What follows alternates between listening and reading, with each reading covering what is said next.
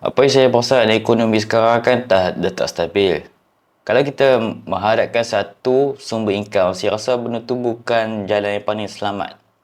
Kita perlukan 2-3 sumber income. Tak kira lah nak buat Grab ke, nak buat affiliate ke, apa-apa lah jadi ejen mah ke.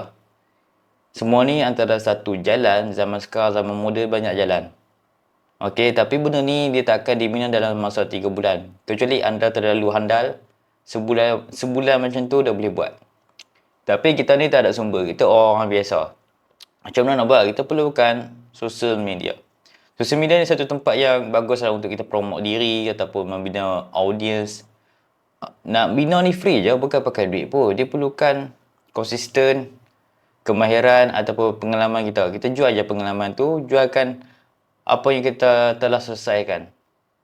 Benda tu memang sepatutnya dibina dari awal. Sebab konten ataupun social media ni bagi saya dia adalah satu aset.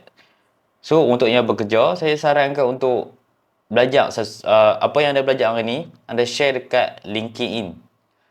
Benda tu akan membuka kita punya networking. Sebab saya perasan, saya try bulan ni, bila mana saya tambah saya punya connection, saya nampak peluang lebih banyak. Bukan pula orang PM saya. Saya nampak poster yang ataupun link yang secret hidden yang tak ada dalam job street. Tu yang bagusnya. Dan slow-slow ada juga majikan yang tengok kita punya LinkedIn. Kita tengok, oi dia ni ada progress tak? Walaupun kita tak pandai, dia nampak kita ni seorang yang belajar hari-hari. So dekat situ nampak, oh dia ni rajin ni. Macam tu. Dan apa lagi? Oh, dari segi pendapatan. Bila mana kita dah buat Grab, kita dah buat affiliate semua ni, kita mesti ada jalan keluar. Kita tak boleh buat selama-lamanya. Okay? Bila mana kita buat benda ni selamanya, kita akan tersekat juga. Kita akan start ada kekurangan masa. So, kita kena pandai rollingkan duit tu dan kembangkan duit tu. Okay, duit pada Grab. Kita ambil duit tu, kita expand kita punya bisnes ke, ataupun kita beli supplier, beli produk dan letak nama kita dan kita kembangkan dia sebagai tim. Ni satu idea sahaja. Walaupun saya belum buat, tapi ni adalah sharing daripada cerita orang lain. Cerita ni saya masuk kelas dia dan sekarang ni saya cuma berkongsi balik. Dan sekarang ni saya di tahap untuk exit, okey. Saya cuba untuk exit.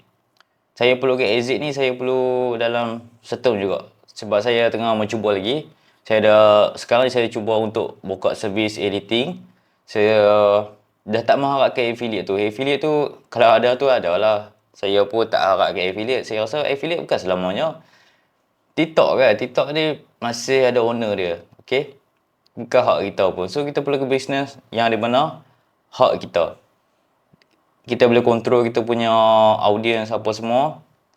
Dan apa lagi, kita boleh jual barang produk kita. Slow-slow kita buat. Saya start pada affiliate. Affiliate ni saya dah start nampak benda ni takkan selamanya ada. So dekat situ saya dah develop dekat sini. Saya ada buat kelas juga, kelas editing.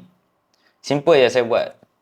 Saya tak perlukan software apa pun. Saya perlukan dapat tempat untuk saya letak barang saja. Saya gunakan Toyipay. Macam mana saya buat? Saya belajar juga. Saya spend duit saya untuk masuk ke kelas. Itu namanya leverage.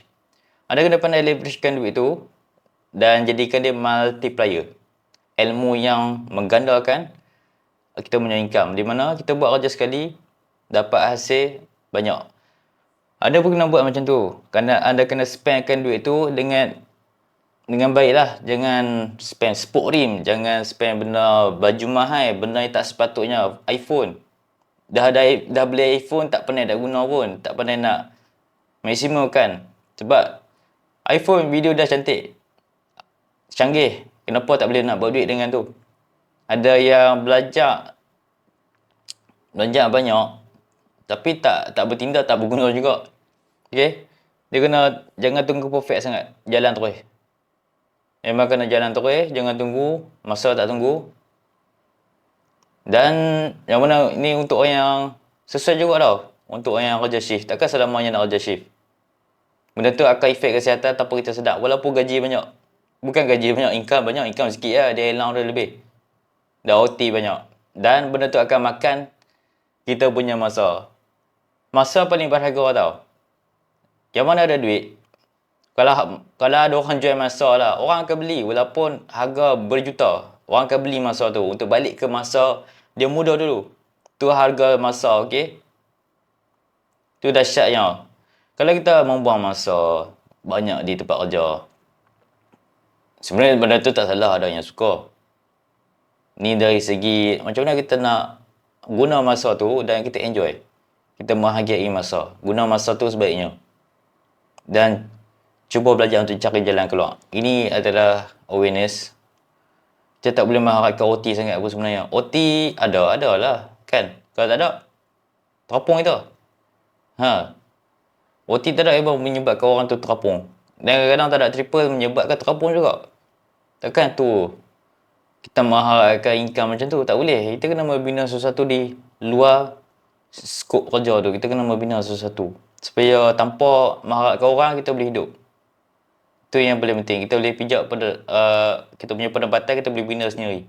Tak perlu mengharapkan orang lain. Ini satu skill yang ambil masa yang lama lah. Dia takkan jadi sehari dua. Itu yang saya tengah usahakan dan saya sharing sebab saya rasa benda ni penting sebagai satu awareness. Kita tak boleh duduk saja, terutama orang Melayu. Takkan kita nak jadi biasa-biasa. Jadi tuan tanah tapi macam tak tuan tanah. Kita kena kuat. Kena kembangkan diri. Jangan kalah dengan bangsa lain. Sebab ni kita tuan tanah. Kenapa rasa macam tak tuan tanah sekarang ni? Itu soalan dia. So, sentiasa upgrade diri. Selalu membina. Buka lah link LinkedIn tu, buka lah account TikTok tu. Rasa semua ada account TikTok. Bina audience, bina asset. Slow kita akan membangunkan sesuatu empire. Tanpa kita sedar, daripada kita membuat masa main game, masa bersembang berlepak, buangkan habit tu, tiru orang kaya buat apa, kita pun akan kaya juga. So yang dekat sini, yang berminat nak belajar macam mana nak edit video, boleh dapatkan link di bawah ni. Saya juga buat servis editing video. Di mana tak ada masalah business owner ataupun tak ada masalah nak edit video, saya boleh tolong edit secara short form dan ikut kemampuan. Ada yang terlebih sangat, saya takkan tolong. Okay? So, apa-apa, jangan putus asa lagi, hidup masih panjang.